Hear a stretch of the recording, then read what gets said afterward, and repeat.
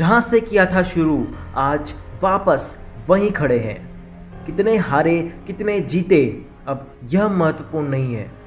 महत्वपूर्ण अब यह है कि कोरोना के खिलाफ ये जंग अब कब खत्म होगी।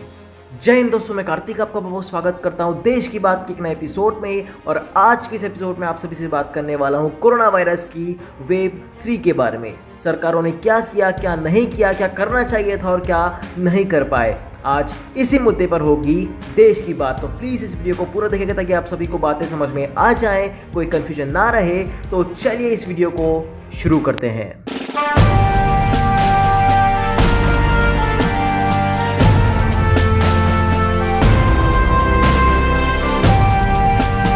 पिछले 9-10 महीनों में क्या हुआ आप सभी को बहुत ही अच्छी तरीके से पता है।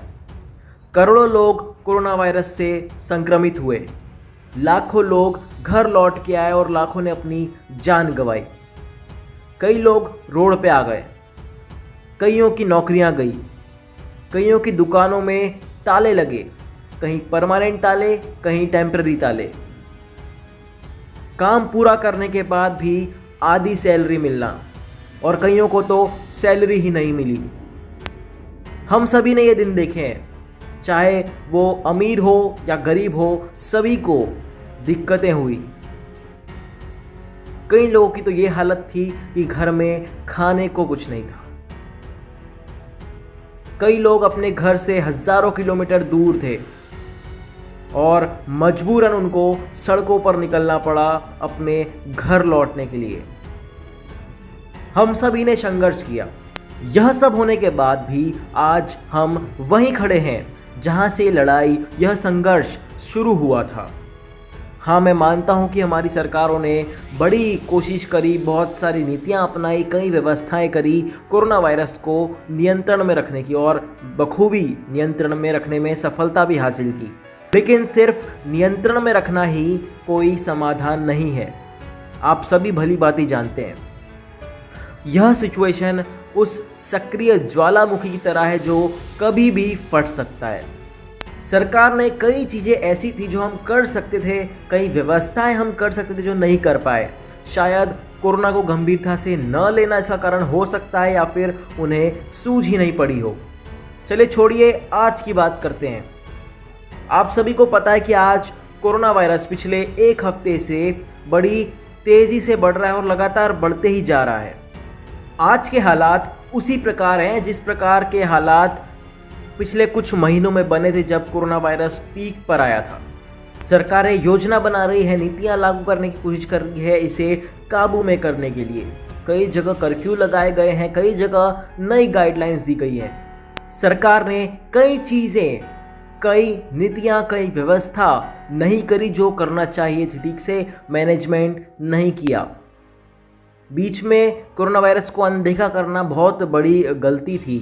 आप सभी ने देखा होगा चुनाव के दौरान, चाहे वो बिहार चुनाव हो या मध्य प्रदेश का उपचुनाव या उत्तर प्रदेश का उपचुनाव, जहाँ जहाँ भी उपचुनाव या फिर चुनाव हुए हैं वहाँ वहाँ सोशल डिस्टेंसिंग की धज्जियाँ उड़ाई गई हैं और बहुत ही लापरवाही से, चाहे वो कोई भी नेता हो, चाहे किसी भी पद पे हो, सभी ने लापरवाही करके बिना किसी गाइडलाइंस को फॉलो किए अपने काम किए। आपने देखा होगा रैलियों में, जो चुनावी रैलियां होती है, जनसंपर्क होते हैं, सभाएं होती है, उन सब में हजारों की भीड़, और ऐसी भीड़ जहां पर पैर रखने तक की जगह नहीं थी। अब आप किसी भी पार्टी में हो सकते हैं, चाहे भाजपा में, कांग्रेस में, आरजेडी में, किसी भी पार्टी में हो, आपको हो सकता है हर्ट भी हो ये बात, लेकिन सरकारों को ध्यान में रखना चाहिए था कि उपचुनाव एक जगह है, लेकिन गाइडलाइंस को फॉलो करना फर्स्ट प्रायोरिटी है। क्योंकि हमारे प्रदेशवासियों की, हमारे देशवासियों की जान सबसे कीमती चीज़ है और इसी के लिए आपको चुना जाता है कि आप उनको सेव रख सकें, व्यवस्थाएं संभाल सकें। सरकारें अब इस पर नीतियां बना रही है कि कोरोना वायरस को बढ़ने से कैसे रोका जाए, इस पर रोक लगाई जाए।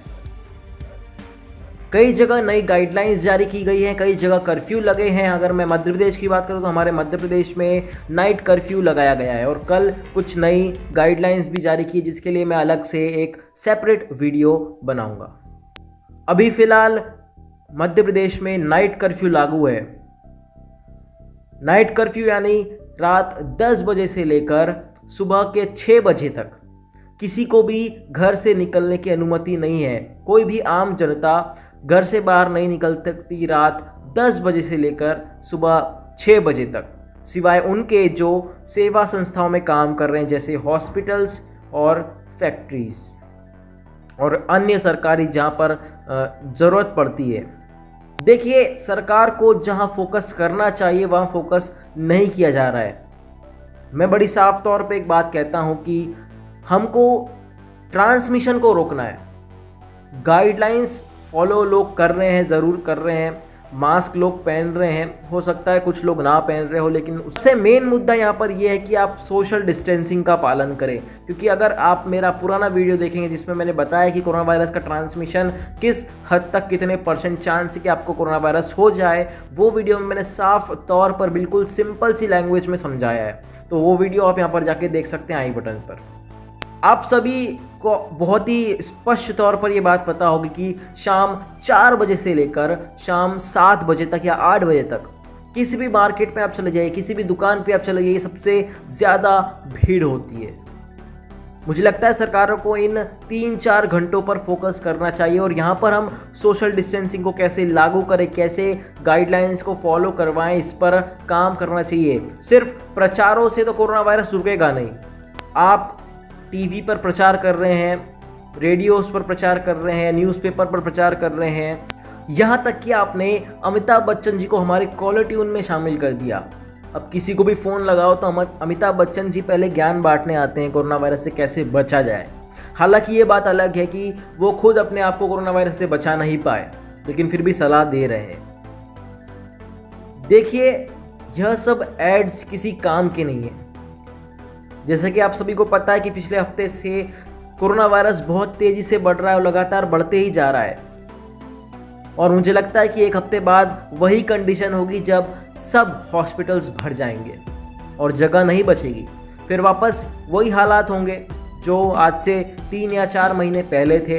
देखिए, आप जब तक ट्रांसमिशन को नहीं रोकेंगे, कोरोना वायरस का संक्रमण फैलने से नहीं रोकेंगे, चाहे वैक्सीन आ जाए, आप ये लिख के ले लीजिए कि 2021 भी कोरोना वायरस के नाम ही होने वाला है। कि आप इस गलतफहमी में ना रहें कि धीमे धीमे सब कुछ सही हो जाएगा। बिल्कुल नहीं, ऐसा कुछ नहीं होता। प्लानिंग बनाना पड़ती है, स्ट्रैटेजी बनाना पड़ती है, ऐसे ही सरकारें काम करती हैं और ऐसे ही चलती है।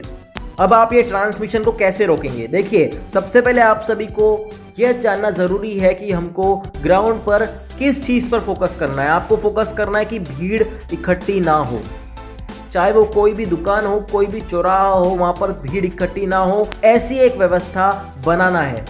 एक स्ट्रक्चर बनाने की ज़रूरत है जिसमें ऊपर से लेकर नीचे तक जितने भी अधिकारी हैं जो ग्राउंड लेवल पर काम कर सकते हैं, उनको ग्राउंड पर लाने की ज़रूरत है और बिल्कुल स्ट्रिक्ट तरीके से काम करने की ज़रूरत है।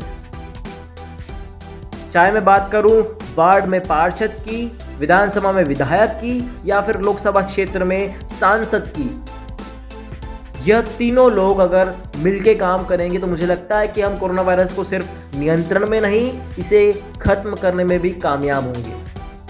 बिल्कुल, ये बात सुनने में बड़ी आसान लगती है, लेकिन अगर आप इस चीज़ पर फोकस करेंगे तो दिमाग आपका ख़राब होगा, लेकिन ये चीज़ फ़ायदेमंद है और इसी से हम इससे जीत सकते हैं। लड़ाई इसी से रुक सकती है।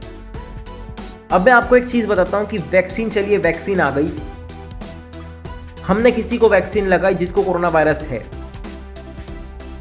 अब उसको तो मालूम था कि उसके अंदर कोरोना वायरस है।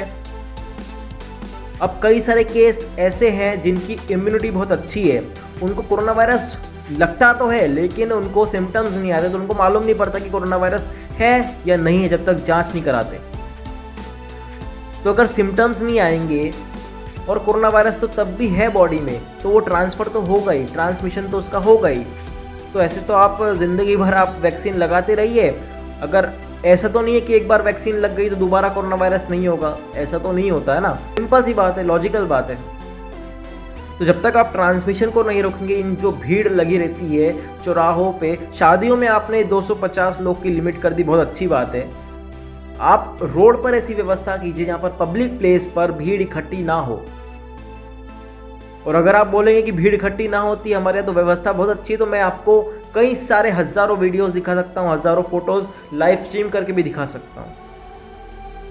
मुझे लगता है कि आप इन चीज़ों पर फोकस करना ज़रूरी है, क्योंकि अब देखिए, हम जनता को भी मैं एक मैसेज देना चाहता हूँ कि आप भी एक जिम्मेदार नागरिक होने के नाते इन चीज़ों पर फोकस करें, भीड़ भाड़ वाले इलाकों में ना जाएं, और जब तक कोई इम्पोर्टेंट काम ना हो घर से बाहर ना निकलें।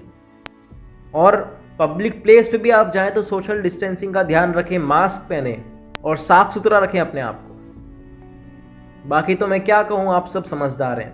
बाकी तो फिलहाल की वीडियो में इतना ही दोस्तों। देखने के लिए आपका बहुत बहुत शुक्रिया। अगर आपको इस वीडियो में कुछ भी बात पसंद आई हो, कुछ भी बात समझ में आई हो, ऐसी कोई जानकारी प्राप्त हुई हो जो आपके काम निकले, तो प्लीज़ इस वीडियो को लाइक और शेयर करना मत भूलिएगा और सब्सक्राइब कर लीजिए मेरे चैनल को, क्योंकि मैं आप सभी के लिए कुछ ऐसे कमाल की जानकारी वाले वीडियोस लेके आते रहता हूँ। फिलहाल के लिए इतना ही दोस्तों। जय हिंद, वंदे मातरम, इनकलाब जिंदाबाद, भारत माता की जय। जय जवान, जय किसान, इंसानियत जिंदाबाद। Stay home, stay safe.